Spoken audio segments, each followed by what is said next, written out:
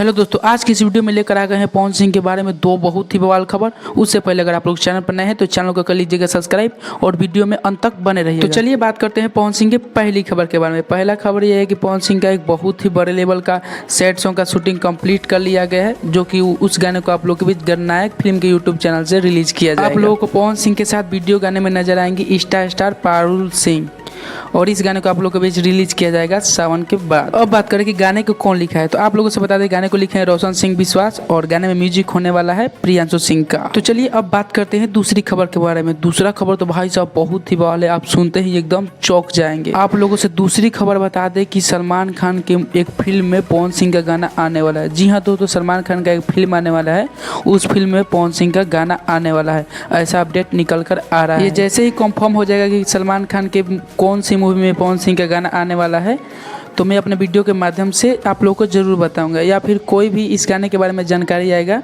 तो मैं अपने वीडियो के माध्यम से आप लोगों को जरूर बताऊंगा। तब तक मिलते हैं फिर किसी नेक्स्ट वीडियो के साथ। आप लोगों को वीडियो अच्छी लगी होगी तो वीडियो को लाइक कर दीजिएगा, अच्छा ना बने होगा तो चैनल को सब्सक्राइब कर दीजिएगा।